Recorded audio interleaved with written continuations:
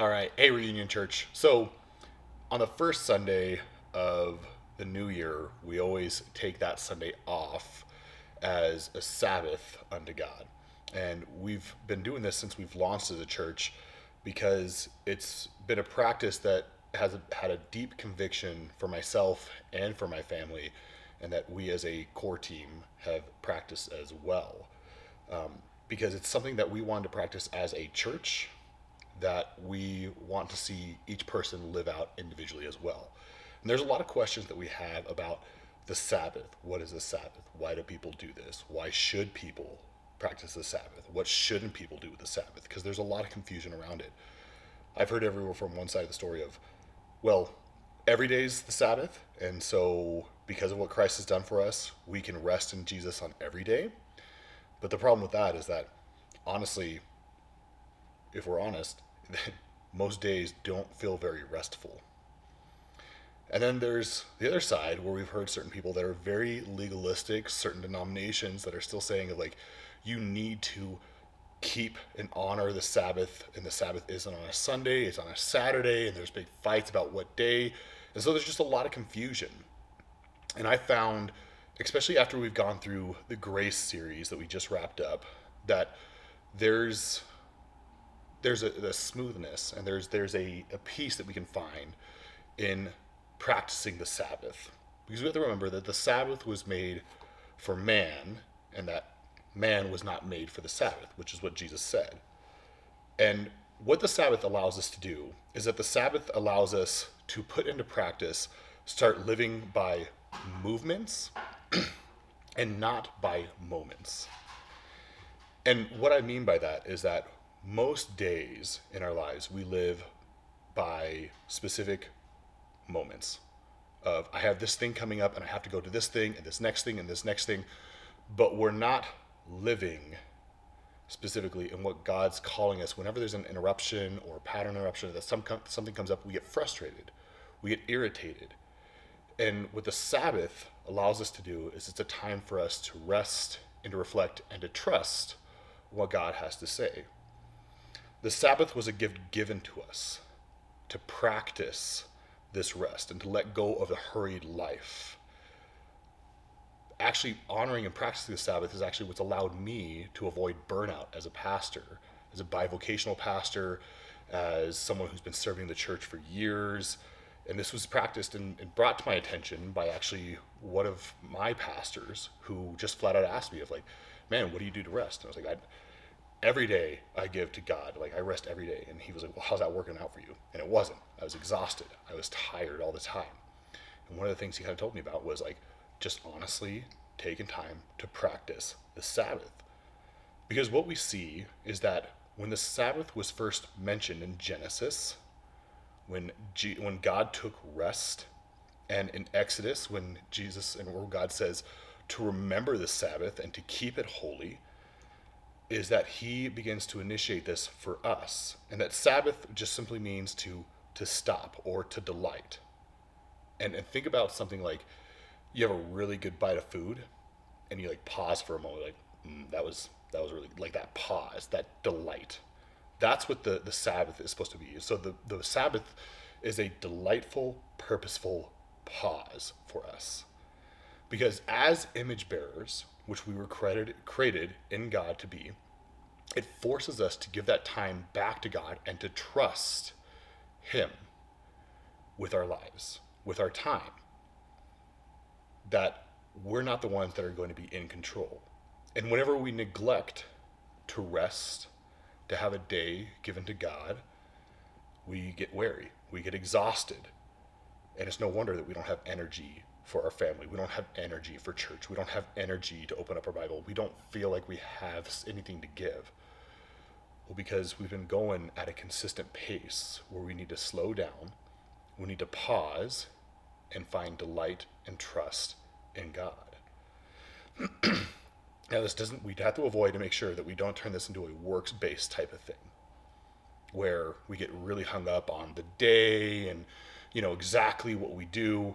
There's grace, and we have to give grace to ourselves. And I want to share some patterns and some things that we've done to try and enjoy the Sabbath, and something that you and your family might want to pause and kind of reflect and talk about.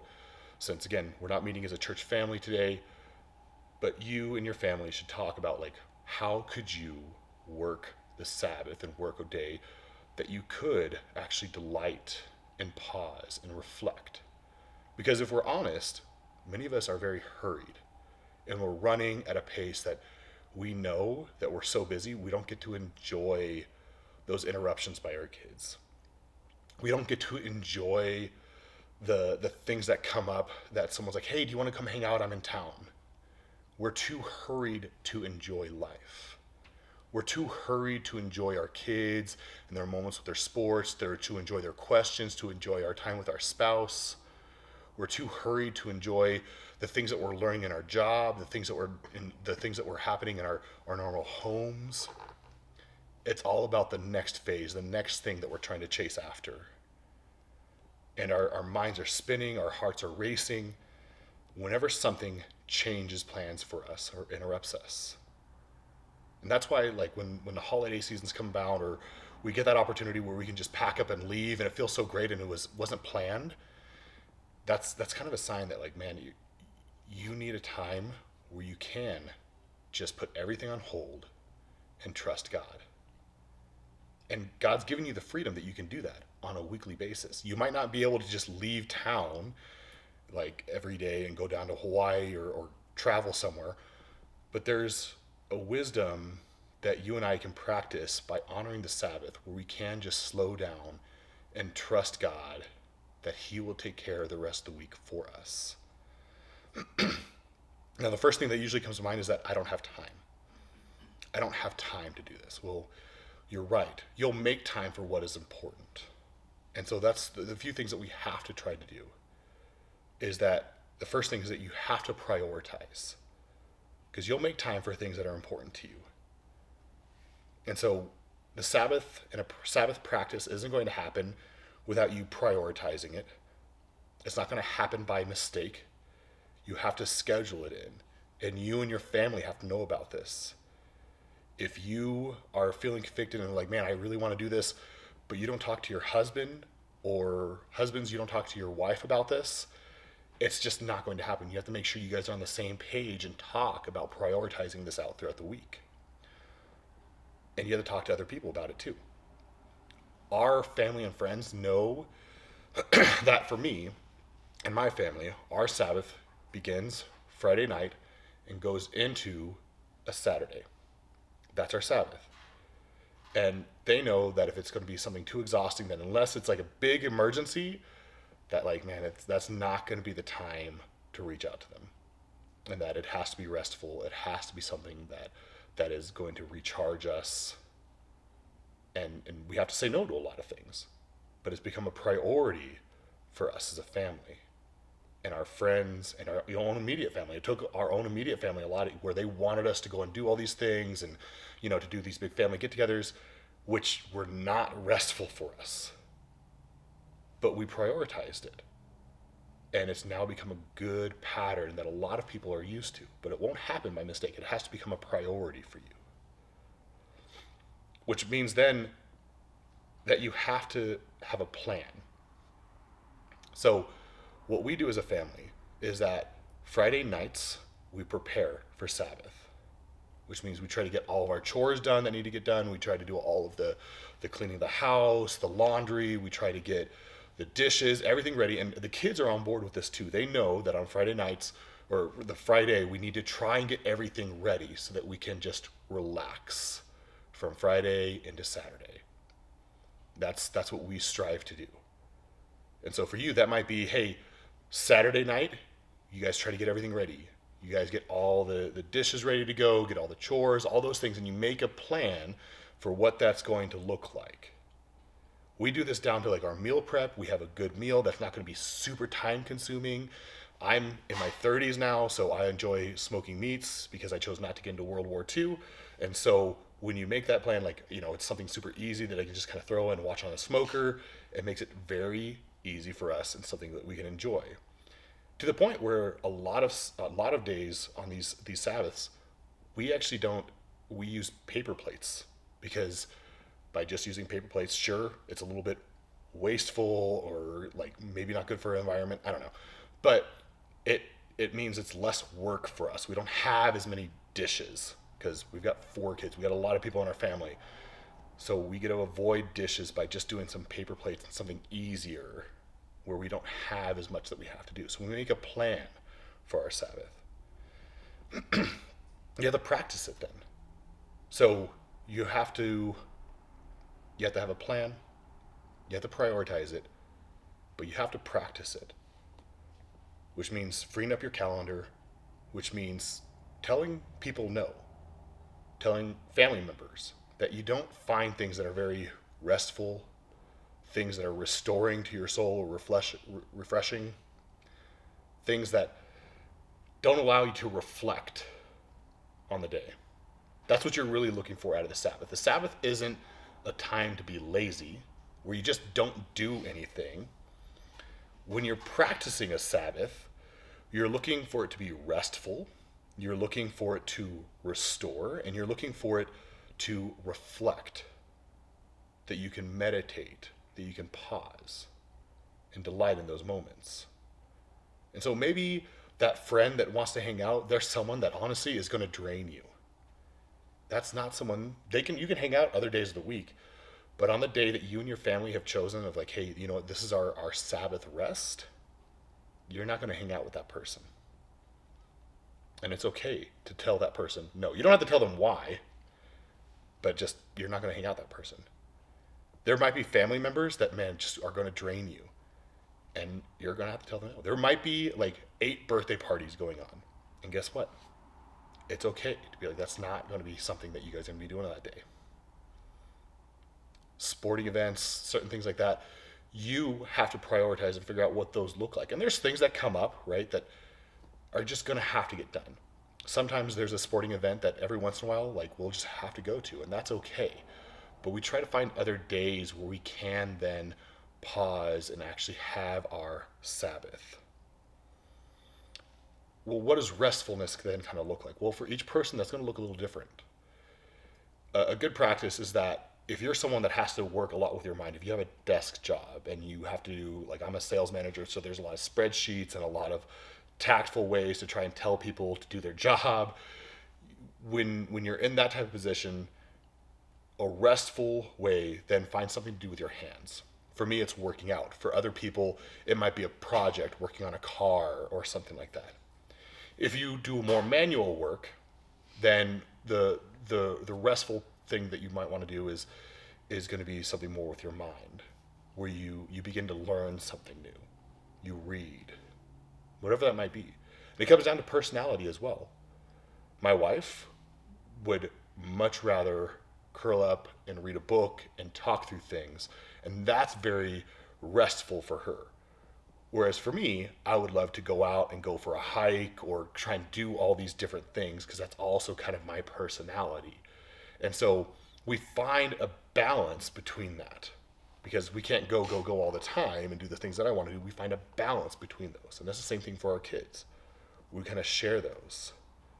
It also means that, guys, honestly, a whole day of just watching football or playing video games isn't going to be restful for your soul. That's just numbing. So you have to find things that are going to be restful for your soul and recharge your soul, which might mean you need to challenge your soul a little bit by picking up a book, by listening to a podcast and going for a walk with the family, by sitting down and walking with your kids, or taking your daughter out for a date and just listening to her talk about her day. Like, that can be restful for the soul, but we're not trying to be lazy on the Sabbath. You want to practice this very well, especially if you have kids. If you don't practice this well and you start saying no to the things the kids want to do, but in the end you're just watching football all day, they're going to have a resentment towards you, towards the Sabbath and your idea of the Sabbath. You want to make that very purposeful. You might want to say yes to some of those things, where it may not be super restful for you, but it's restful for the kids and it's something that brings life for them. But I really encourage you to start practicing this, because right now we can notice a lot of kids have a lot of anxiety. They have a lot of stress, a lot of pressure being built on them. And there's lots of things that can weigh on that, but a huge thing of that is just the constant pressure to go, go, go, go. One of the things that can help reduce some of that anxiety is that you, as a parent, you begin to model for them and teach them to rest and to trust God. If you pause as a parent, dads, if you pause and take a break from work and just rest, you don't work, you don't do all these different things, but it is truly restful and you enjoy, you play some games with them, you are modeling to your kid to reduce anxiety out of their lives of, hey, you know what? Sure, there's all these things I have to do, but I can trust God that he will take care of those. I can give God one day and trust and rest in him. Because you're practicing that relationship and that Sabbath, that eternal rest that we will eventually have. And they see that. And that's what they begin to kind of see modeled out in what a true Sabbath and trusting God really looks like. Now, I'm not saying this is going to change everything. It's going to change some things, though, for you. Your soul will find rest. And this is a great place for you to begin to practice faith. Of, hey, you might have a bunch of things you need to do. You might feel the pressure of like, man, we've committed to all these sports, we've committed to all these projects, we've committed to all these things. And in faith, you need to step out and say no to some of those. In faith, you need to step out and trust God with the future of just one day, of practicing this day to observe and to practice true restfulness, of acknowledging you're not God. You were created in his image, and so because you are an image bearer, he's given you this day of Sabbath to recharge your soul, and you need to acknowledge that and find ways to recharge your soul and help your children find ways to recharge their souls. More than just watching YouTube, more than just doing 8, 9 different sports and hobbies and learning all these different things, but that they can recharge and give one day to find delight and pause. So as a family, discuss some of this. For some of you men, you're going to have some hard conversations with your spouse possibly of like, hey, listen, we've overcommitted to too many things on the weekends. You're planning on all these different parties and we're jumping from thing to thing to thing, and we need to say no to a few of those things. For some of you, some of the wives in here, you're going to have to really try to challenge your husband on like, hey, you need to trust God that you can step away from work for one day and find rest with us. Sure, there might be money to be made and there might be clients waiting for you and all that stuff, but you need to set the example for our kids, and you need to demonstrate faith by giving that day to God. There might be some things that you need to start doing, because all you do is you binge shows on a weekend, or you just go out drinking and then the next day is just a hangover and it's brutal, or you sleep in way too much and you don't actually do anything and you don't feel any more restful. Well, because again, the idea of the Sabbath is not to be lazy, but it's to restore the soul. So you need to find things and do some soul searching of what restores your soul. What do you need to do to be ready for the week, so you don't feel so burnt out and exhausted all the time chasing after each thing. You might need to talk about what gives life and what doesn't. And some people that like, hey, this person, we may not want to hang out on our Sabbath days because they just don't give life. They don't recharge us in that moment. And that's, again, okay. And you need to give grace to yourself too, of like, maybe you've committed to these things and you've said yes to all these different committees and to all these different groups, but you need to be gracious to yourself of, hey, you need to be able to say no to those things because you're human and you can't keep on running at this pace anymore. You want to live in a more fluid and this flow where you're not living by moment and moment, but like there's a smooth process of what God is calling you to do.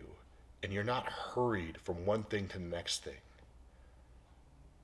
That you can take that time to be there. So discuss that as a family. Figure out, what does that look like? just to give one day. And it might be a Friday to Saturday, it might be just a Saturday, it might be a Sunday, it might be something totally different based on your work schedule, or it might be a Monday or a Thursday.